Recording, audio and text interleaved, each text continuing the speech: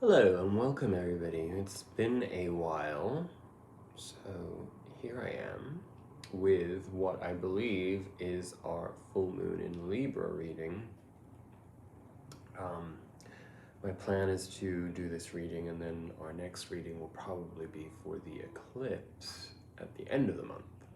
So I'm just going to get right into the cards rather than speaking too much about the astrology, but maybe what we can do is recap a little bit as to what we've been experiencing.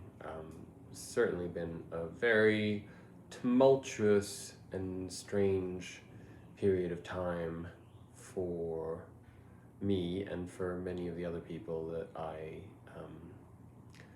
have communicated with or witnessed. The new moon in Aries, with all of that Pisces energy working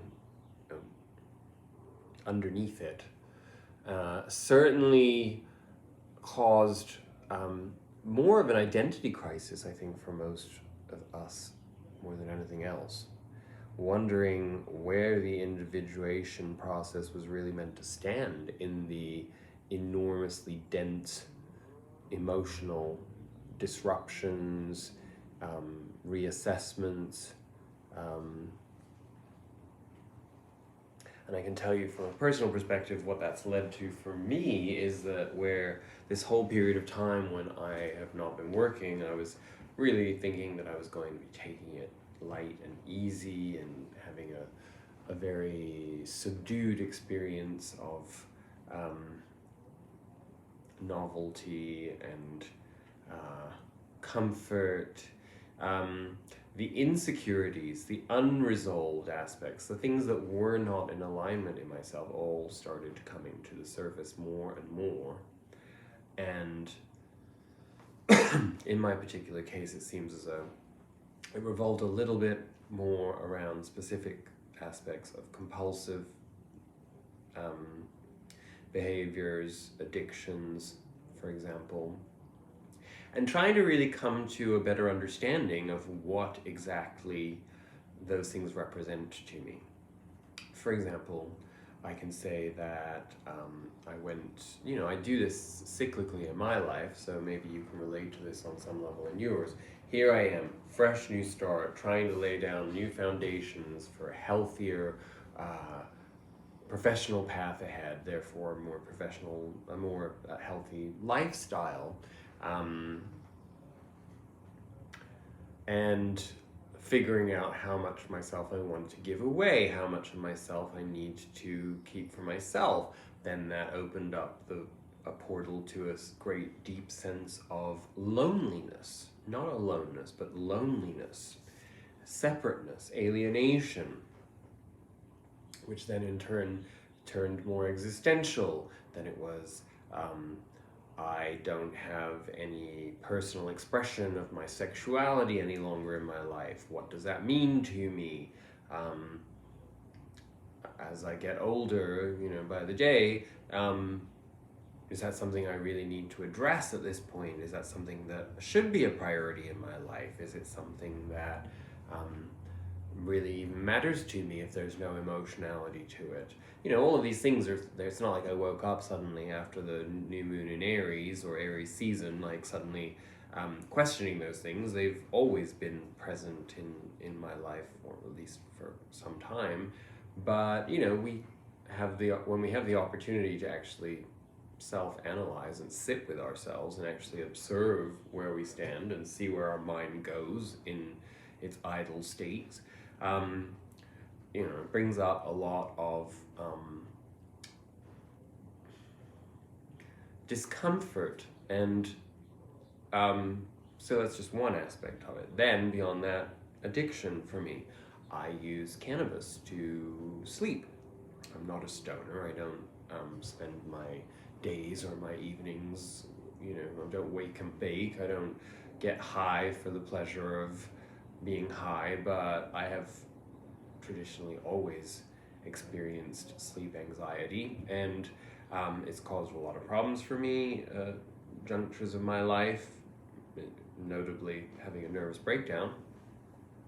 And so when I returned to the United States after leaving for 2.5 years, obviously that period of time that I left the United States, I did not consume cannabis at all because it's not legal, and I was not trying to do anything illegal in my life. So I had quit using weed before I left the United States. But at that time, I had a driving force towards something that it was illusory, but I had this drive to return to source, to reconnect, to find my sense of self, an identity, and a part of myself, a part of my identity that I thought I had neglected, or that was, perhaps waiting to be unearthed or something. And when I returned to the United States, I had said to myself, you know what? I'm not going to be in self-judgment over anything that I need in order to find stability. Now, that became a justification to return to using cannabis for sleep, particularly once I went back to working, because, it's like having to keep certain hours and things, it's not that it's, it is challenging, but it's even more challenging when you're sleep deprived. I can do it, I can push through, but I didn't want my long-term physical health to be compromised. But then there's all these other things that came to mind once I had the time to actually observe myself. And sorry, this is very long-winded, but hopefully, you can relate to it in some way in your own life as to what these identity crises can manifest as.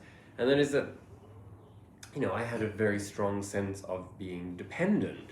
I was faced with myself without work and without much of a social infrastructure, and thinking to myself, so what do? I work out, I go hiking, I do like lots of different things like that.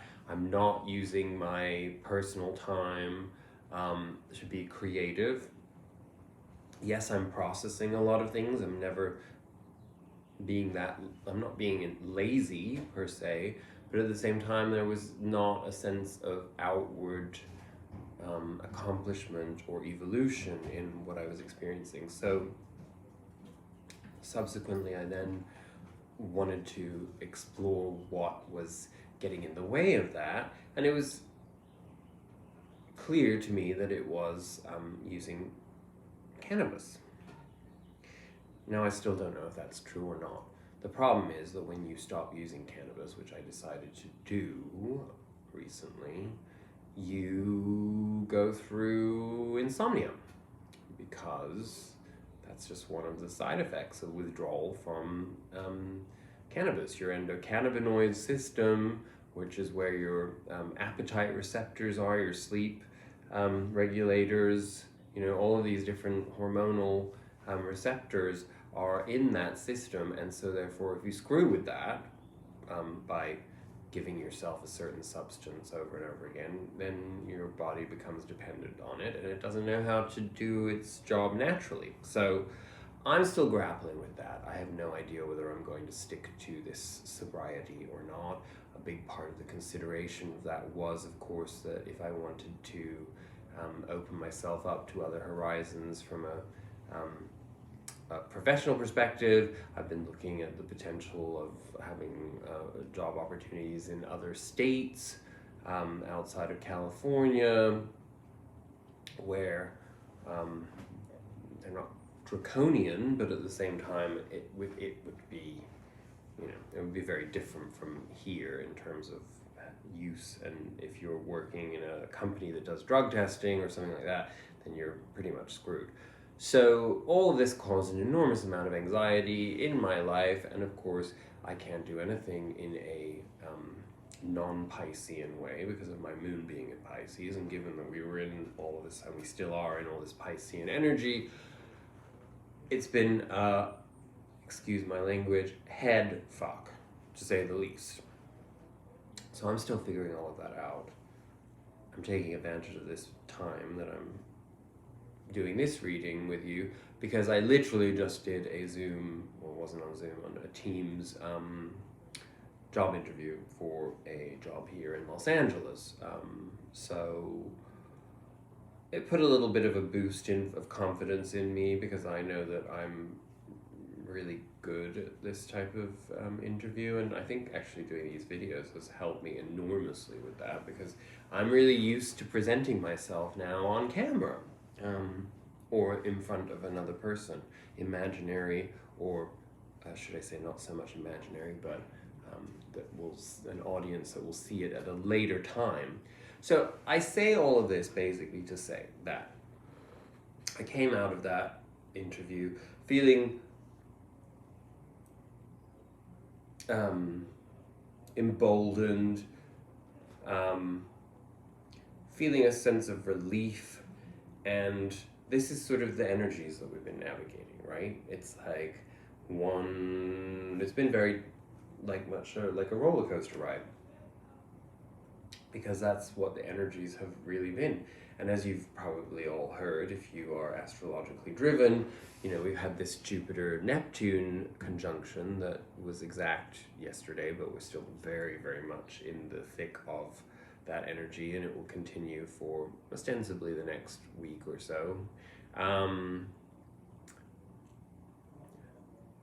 As we talked about in my last video, presented by many as this sort of this dreams come true narrative.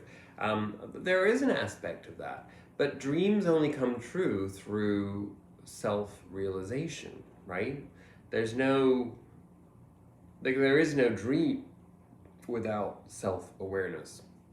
There is no goal without self-consciousness and doing that work of self-discovery, right? And I think that what the Jupiter-Neptune conjunction has really been all about is understanding that we actually have different dreams than we've perhaps allowed ourselves to think. Perhaps we've only considered having dreams as being these enormous, almost unattainable ambitions, as opposed to things that are actually well within our reach if we simply recalibrate and reconnect to the source within and stop allowing all of that dark self-doubt and condemnation and catastrophizing from taking hold, So that has been my understanding, and I think, yes, indeed, miracles do happen under these auspices, but a lot of the time it's really comes down to the fact that the miracle is within you. It's a differentiation of your approach to yourself, and understanding that all of that magic lies within you. And when you awaken to understanding and remembering all of that magic within you, you don't go into the shadows. Or even if you do go into the shadows, you go into them with a sense of courage and a knowledge that you will come out unscathed and in fact emboldened, and that it will be an enjoyable experience because you're actively working on yourself. So, I know that was a lot. So, and it was a lot of talking about myself. So I hope that wasn't too self-indulgent, and I hope that you understand why I wanted to discuss all of that. But I have been really focused on reaching my fitness goals. I'm getting there. It's a work in progress. And when I say fitness, I don't just mean physical, although that is a big part of it, but it's just overall, I just want to be more in flow with my energy. So that's what has come out of all of this for me, and I actually do feel excited for the future, even though I'm extremely sleep deprived right now, and fortunately the lighting right now is good, but I look like a ghoul from really having terrible sleep for the last 4 nights. Anyhow, let's move on to the cards. Interestingly, at the center of our reading from the Soul's Journey lesson cards, I do emphasize lesson there because there's something to learn from this, and the card is forgiveness. So I didn't really see what that meant, but forgiveness, of course, is forgiveness of self, first and foremost, but it's also, as a result of forgiving ourselves, it becomes ultimately way easier to forgive others. But I think a lot of it is giving ourselves the permission to not be so hard on ourselves.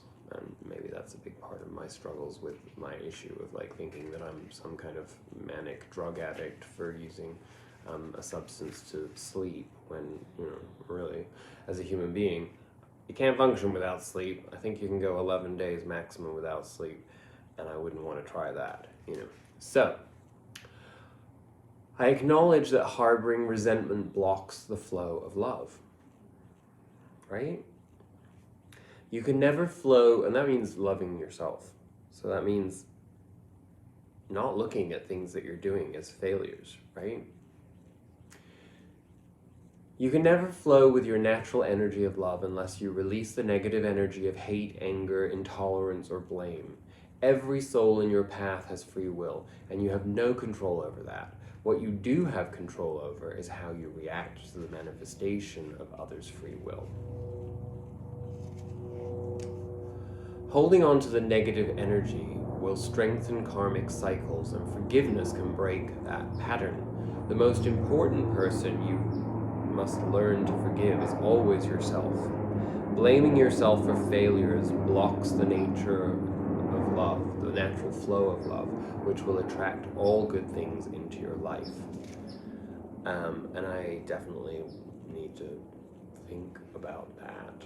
And I think I think we all do. I think it's really hard to actually understand what the heck that means. Because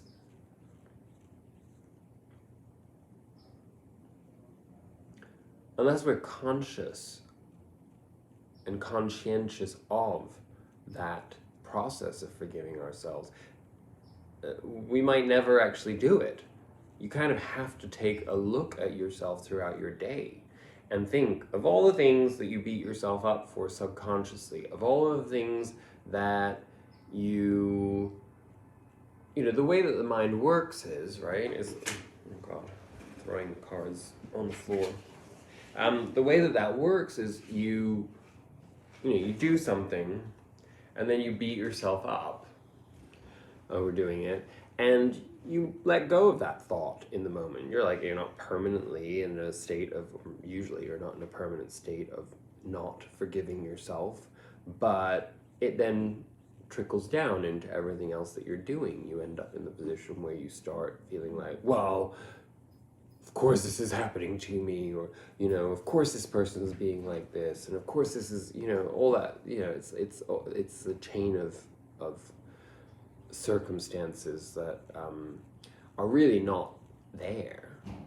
It's just the way that we choose our narrative, right? So that's probably our central focus of, you know, leading up to the Libra full moon, of what we need to release, is where we're not forgiving ourselves, where we're not being in forgiveness of ourselves. And the good news is that we have a clarifier on our left of an angel assistance card from the Sacred Power reading cards, emphasizing that at this time we have a great deal of angel support. And you'll notice that the rainbow there, because I'm telling you that because our underlying energy for the week when we get to it is the Ten of Cups, which is also in the traditional tarot represented by that rainbow, and I'll show those to you together when we get there. So let's read angel assistance. You have asked the angels to help, and they are guiding you. You are now supported by the angelic realm. Serving as God's messengers, the angels provide heavenly support, divine wisdom, knowledge, and healing to all beings on earth. You are divinely and deeply connected to the angelic realm right now, and you are ready to receive their assistance.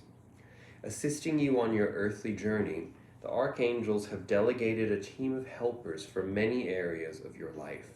The angels share with you messages of divine wisdom, knowledge, and healing through our thoughts, signs, nature, people, and life synchronicities. The angels act as bridges for energy shifts, soul awakenings, Akashic records, light codes, spiritual knowledge, higher planes, and realms of consciousness.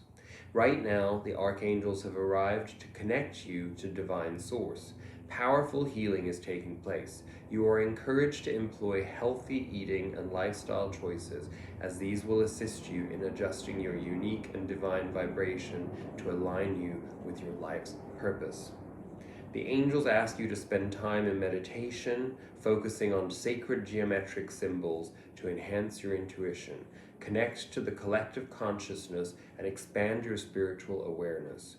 Connecting to the angels in this way provides a bridge to higher realms. Each color represents an archangel and is charged with a specific role. Focus on this card.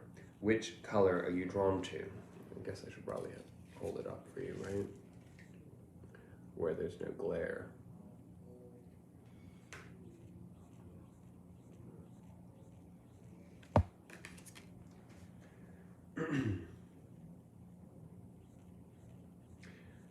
This is your current angel helper. With intention, feel the angels' healing energy wash over you. Thank them and pulse them your love and gratitude from this service. Okay, now we gotta look at this and do this together. It's the first time I've ever had to do interactive work on this, but take a good look at that. And where are you drawn? I'm drawn to the green right now, and green is Archangel Raphael, which is spiritual, physical, and emotional healing. But based on the color that you are drawn to, I will read the others and hold this up at the same time. So if you're drawn to pink, that's Archangel Camael, which is basing the focus on relationships, friendships, and love. Blue would be Archangel Michael. Strength, protection, and will. Red, Archangel Uriel, removes lower energies and thought forms. Indigo, Archangel Zadkiel, universal magic, intuition, and manifestation. White, Archangel Gabriel, communication, education, and learning. Orange, Archangel Haniel, accessing spiritual gifts, intuition, and clairvoyance. Yellow, Archangel Jophiel, wisdom and intelligence. Black, Archangel Azrael, emotional turmoil, grief, and addictions. Well, good thing I didn't focus on math then. Woo, I'm in the clear. Anyway, interesting. Remember that. We all need to remember that, right? Because when we go into our alienation and our aloneness, and we really feel disconnected, we're choosing not to see that light, right? And we all do it. Doesn't matter how enlightened or how much of a spiritual practice you have. There are just those moments when that happens. It does. Which brings us to our oracle card of outcome, where we are headed after this Libra full moon, which I cannot say you'll be unhappy about. Happy life. Live a less guarded life. Interesting that that's how they define it. So let's read the Sufi wisdom card of happy life. There it is. Someone asked Junaid, the Sufi sage, "Oh, you who is aware of the hidden mystery, how can one find the secret of happiness?" "Just by connecting with the heart," he replied. How do I live a happy and fulfilling life? This has been the concern of every human being on earth. To find the answer to this riddle, look around for happy people and find the secret of their happiness. By doing so, you will find out that no one is truly happy who has no love in his heart. Sufis define happiness as the perfume of the rose of love, the light shining from the candle of love, and the whisper from the sound of love. The happiness that is born of love has neither limit nor appetite to satisfy. It only comes to those who have to those who have love and share their love. Attar is guiding you to get out of your head and reach into your heart. Forget about your cares and focus on enjoyment. You don't have to chase extraordinary moments to find happiness. What you are looking for will be right in front of you if you pay attention and practice gratitude. And practicing gratitude, obviously, very important, and I need to reawaken to a more defined gratitude practice. But I wanted to add to that, because that was when I spoke to you earlier about my issues around sexuality and fulfillment, and there's a real problem for me in the sense that I live in a world, as many of us do nowadays, of hedonism, where sex is an indulgence, it is an escape, it is an addiction for many, and there's a cultural invitation to that. So most people are completely unaware of the value of intimacy, the value of connection, the value of sharing, the value of synergy. And subsequently, it can seem very lonely and it's going to reflect on you if you're in an egoic state of mind, because you're going to start being like, well, what's wrong with me? Why is nobody interested in me? Why can I never meet anybody? Well, because you live in a,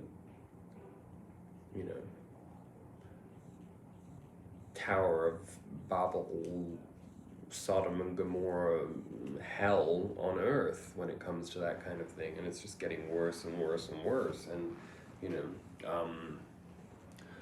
you got to figure that out from the perspective of faith and self-love, and stay the course and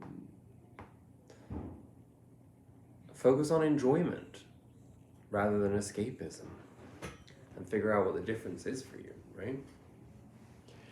Okay, so our cards of the week, our underlying energy, as I said, the Ten of Cups. See, there you go. Oh, look, that's nice, isn't it? What is the Ten of Cups? The Ten of Cups is a card of emotional fulfillment. It's a strong indication that in this lead up to the Libra full moon, and with the Libra full moon, it's sort of like we're letting go of all of the things that get in the way of emotional fulfillment and legacy. In other words, where we get to the point where we can allow love into our lives. I don't mean romantic love uniquely, I mean all types of love, where we're not resistant to it, where we don't put walls up, where we don't shut down when we feel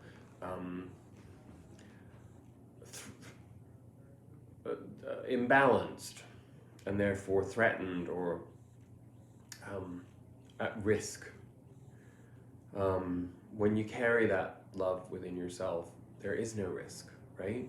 And it's a tough one because we're all driven by ego and we all have to figure that one out. So anyway, that was clarified by the Queen of Cups and the Queen of Pentacles. So those are two aspects of the Divine Feminine. One more in the pragmatic realm of knowing one's self-worth and thriving on that, having the absolute sense of flow in self-worth, where it's not shaken by the outside world. And then the Queen of Cups, who sort of mirrors that from the perspective that emotionally, she's not looking to be nurtured. She is the nurturer. So therefore, she shines her light rather than being in a place of lack and therefore wanting somebody else to shine their light on her. I learned that a long time ago. I've rarely stuck to my guns about it, but it is a very fundamental truth that you cannot, especially you as a light worker, you cannot be looking to other people to be your lantern. You have to carry your own lantern. And then love will define itself accordingly. So, put that in context of what this full moon in Libra is bringing for us. In our past, our foundation right now is the Ace of Pentacles. So this is a strong sense of an opportunity for a brand new path in our lives based on how we behave, how we perceive things. Can be a tangible manifestation. Our clarifiers on that, there were 3 cards that came out, which really shows what we're letting go of. So we had a Tower moment that brought about this change, followed by a 10 of Swords, end of a karmic cycle, followed by a Knight of Swords, which is finding our truth, holding that truth within us, and forging forward authentically to ourselves. Because that's, again, comes down to everything that we've discussed thus far. And this has carried us into 8 of Wands energy, which is messages, moving forward, communication, synergy. The next cards on our journey of, what we're also moving away from, and may have felt quite a bit of in recent times, I can certainly relate. We had the 8 of Swords, so all that self-doubt, all of the I'm not good enough, I'm not enough, coming to an end with the Death card, and clarified by the next step from that 8 of Swords, which is the 9 of Swords, which is all worry, imbalance of our thought process, projections onto the future, anxiety, in other words. So that's being resolved, or has been very recently resolved. This is all a metaphysical kind of emotional trajectory here of enlightenment in this particular karmic cycle that we're clearly just fresh in. We have the Strength card. Strength develops as a result of the that trajectory of letting go of the 8 of Swords and 9 of Swords. Anchoring ourselves in our strength, understanding that our strength does not waver, it's ours, so therefore we have it to carry and to be inspired by. 10 of Pentacles in reverse. The reason I'm seeing the 10 of Pentacles in reverse with the Strength card is an indication that the strength that comes from letting go of that, this is a legacy card in reverse. In other words, this would logically at the top be the end of a karmic cycle, the fulfillment of a karmic cycle. In reverse, it indicates that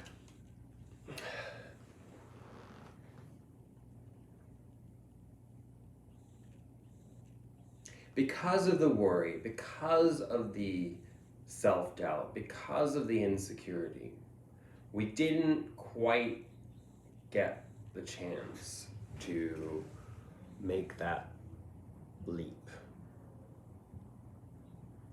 And again, why would that forgiveness card be there? Specifically because of that. Because otherwise we sink into all or nothing thinking, right? We turn into these draconian monsters who basically are in total self-judgment all the time, going like, oh, well, I failed at that, I didn't make it on, it's like the FOMO thing, fear of missing out. It's like, oh, I did miss out, now I'm left behind, and now I'm not, I'm not going to make it on the spaceship, or I'm not making it into the next dimensional reality, or whatever, it's like, this is just not true. As long as we're here breathing, that's what astrology really is. It's just a cycle that we constantly get the opportunity. It's like, think about, those conveyor belts, like with the sushi on. It's like, they goes around and you're like, no, I really wanted that rainbow roll, or I really wanted that salmon hand roll, but, oh God, I'm going to have to wait until it comes around again. Well, you know what? Sometimes it's worth the wait. Sometimes in the meantime, something else comes along that is equally nutritious and delicious. So that's the way to look at life, right? And it was clarified by the King of Swords. This is Archangel Michael. This is a person deeply, deeply empowered by authenticity, truth, and a pursuit of valor and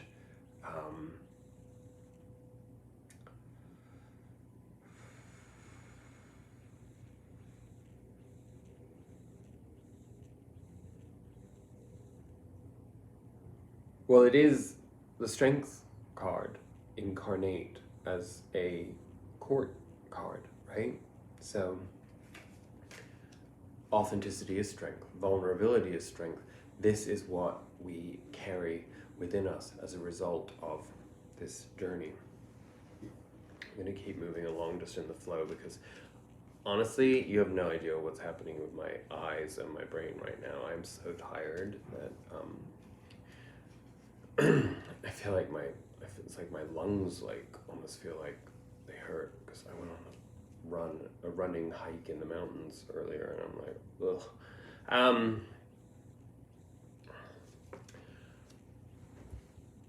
The Five of Wands in our present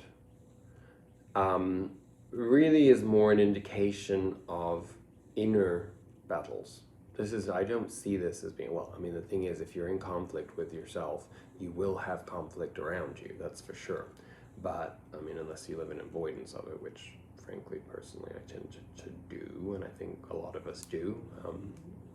We walk that tightrope of the introvert-extrovert line, and,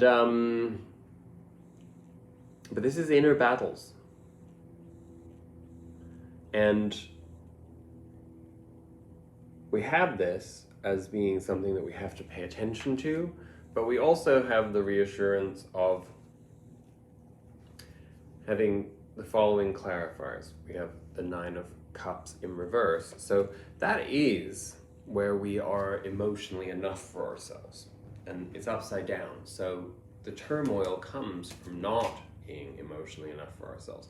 But that does not mean that we disconnect in being emotionally enough for ourselves. In fact, it means that we're forced to share of ourselves more and find ways of making that a valuable exchange, a valuable experience. Maybe it's so that we are more the light to others and that we just posit ourselves to experience life that way.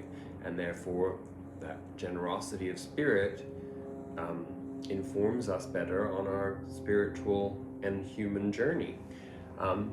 It was clarified by the Death card, so this is coming to an end, this inner conflict.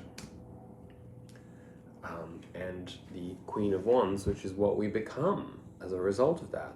Queen of Wands, this will be our third queen on the table right now, and the Queen of Wands is supreme self-confidence, not in an arrogant way, not with audacity, but with a knowingness, with a,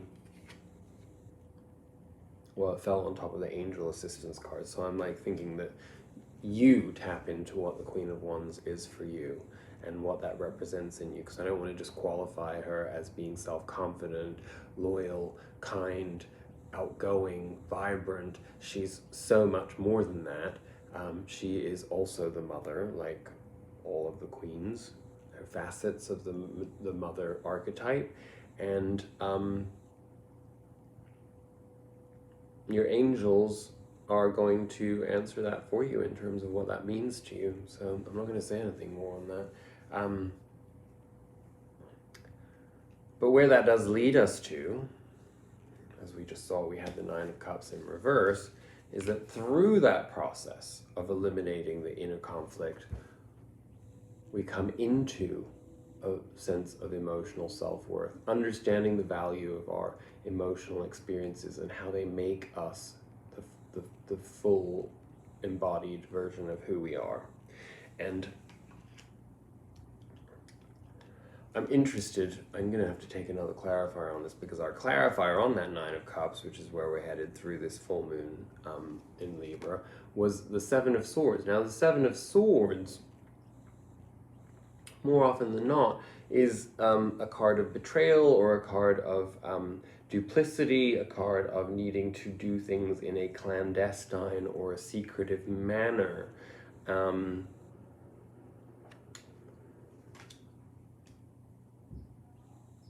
I don't see the correlation here, so I'm going to take another clarifier, and we'll take that clarifier from the Rider-Waite deck, because Spirit, we need some assistance. Oh, no, thanks, that's like an awful lot.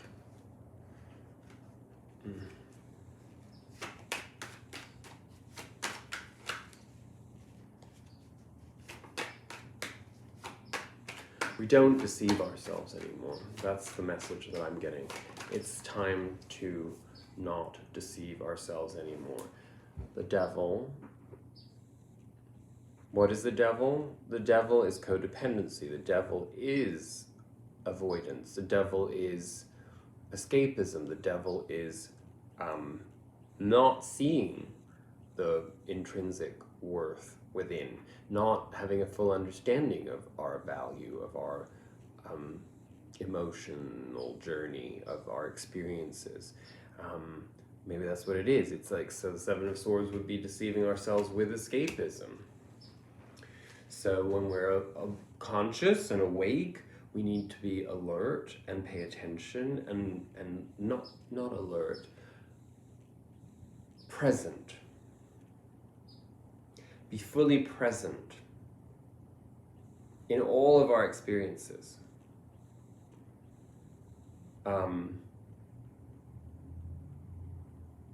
So that we're not chained to the dark emotions, so that we're not, because of course, you know, you'll see from our outcome, the enlightenment there, here we're being forced through this sense of self-deception. This is self-deception, the Seven of Swords. Now I'm understanding it. You know, the key to emotional balance is through learning not to be in self-deception. In other words, the forgiveness card there, you know, take a load off, Annie. Like, stop putting yourself in the position where you do something and then you punish yourself for it, and then therefore perpetuate being in darkness. That's essentially what addictions are, right? That's what codependency is. That's what not facing our own truth is. 3/4 of the work is done when you acknowledge the truth of how you function with yourself, right?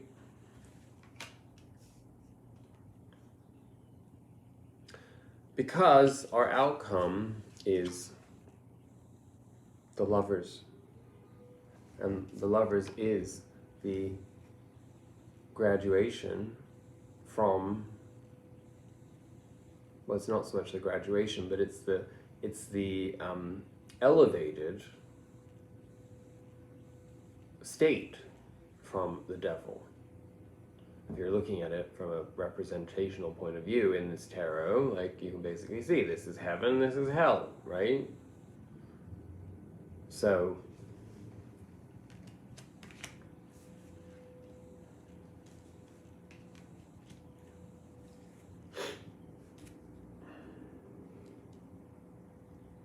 and you know how it was clarified? By the Two of Pentacles in reverse. So again, there's a lot of decisiveness and a lot of very clear energy in this reading on this emotional trajectory of evolution. The Two of Pentacles is that wavering energy when we find ourselves enchained between these two sides. Not like, you know, the divine masculine and the divine feminine are, where was the other way around? Maybe you didn't see that anyway. You know, the separation of the two is what in fact keeps them enchained, imprisoned. As soon as you let go of that, as soon as you step out, you drop one of those pentacles, you drop trying to be, maybe it's that, in my case it could be, okay, so I stopped trying to be, you know, a false representation of myself. You know, I can have a job interview and I can present myself as being, you know, all these wonderful things, and then I can spend time with myself and be like, oh, you piece of shit, like you're a failure, you can't even like sleep. That would be Two of Pentacles. That's like juggling, you know? It could be, oh, I'm full of love and forgiveness and transcendence when it comes to my desires and my aspirations and, you know, my spiritual journey. And then in my material life, I'm hedonistic and thinking like, oh yeah, what I really like is just like, oh, that hot guy to come. I won't even say what I was going to say.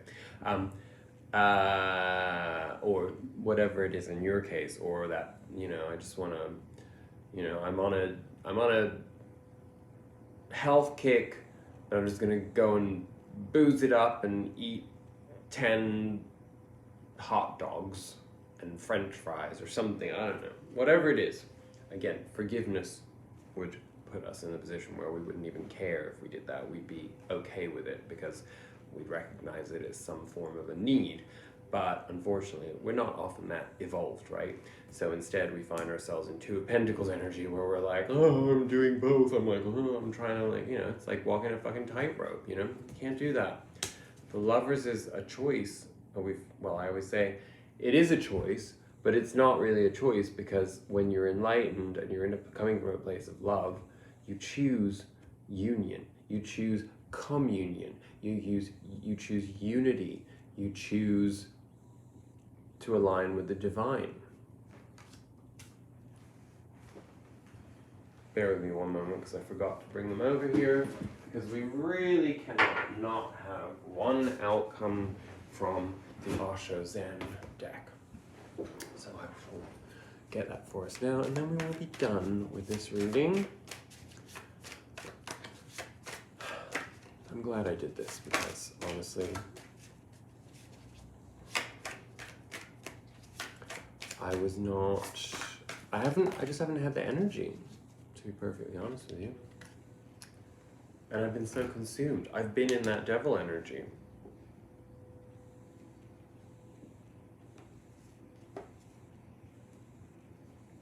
There are 4 cards that came out, but I'm only going to read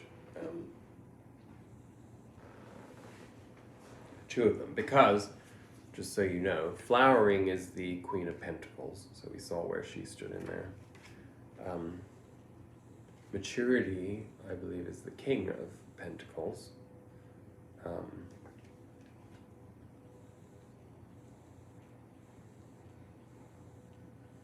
Thought we had the King of Pentacles somewhere. Well, anyway, you know, no, we had the King of Swords.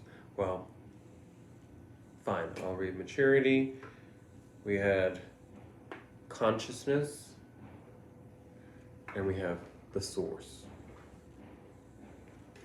I don't know what to do now. Let's just see. Let's start with Maturity.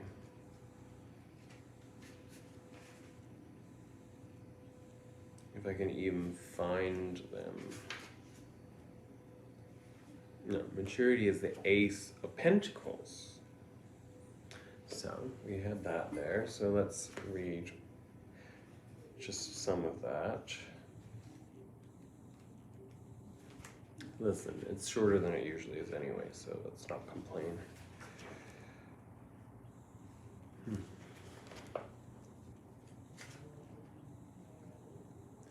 This figure stands alone, silent, and yet alert. The inner being is filled with flowers that carry the quality of springtime and regenerate wherever he goes.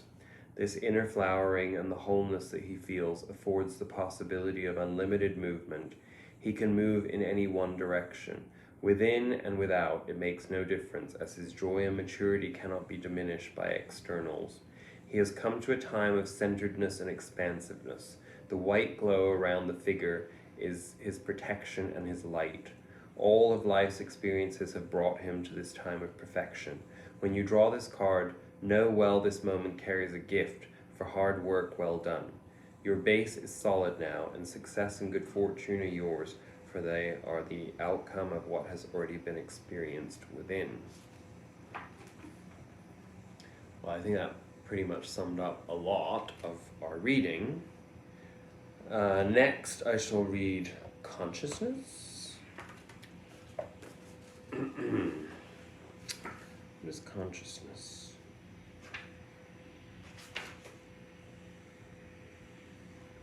It's the Ace of Cups. Sorry about the vacuuming sound, if you can hear that in the background.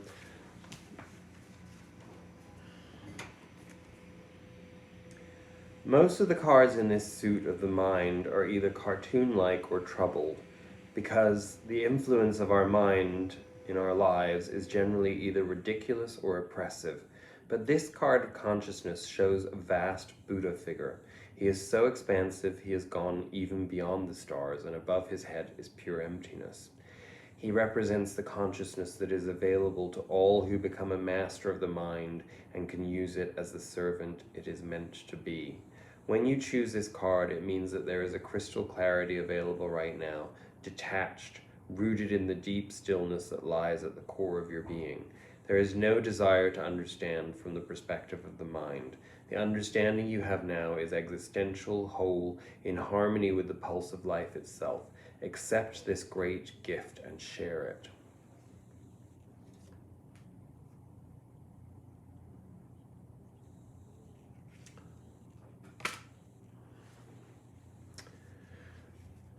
Oh, intense, right? Flowering is the Queen of Pentacles.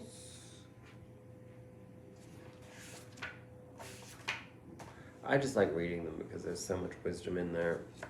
You can't go wrong, right? There we go. The Queen of Rainbows is like a fantastic plant that has reached the apex of its flowering and its colors. She is very sexual, very alive and full of possibilities. She snaps her fingers to the music of love, and her zodiac necklace is placed in a way that Venus lies over her heart. The sleeves of her garment contain an abundance of seeds, and as the wind blows, the seeds will be scattered to take root wherever they may. She is not concerned whether they land on the soil or on the rocks.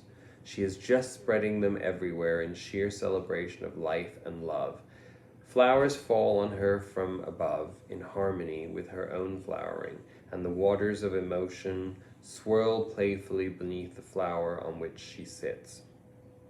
You might feel like a garden of flowers right now, showered with blessings from everywhere. Welcome the bees, invite the birds to drink your nectar, spread your joy around for all to share. Enjoyment, right? And finally, Source, I think, is the Ace of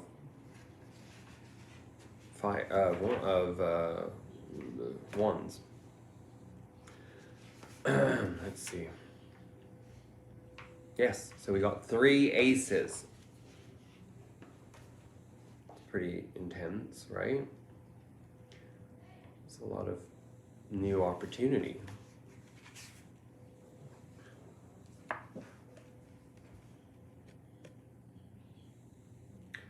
When we speak of being grounded or centered, it is this source we are talking about. When we begin a creative project, it is this source that we tune into.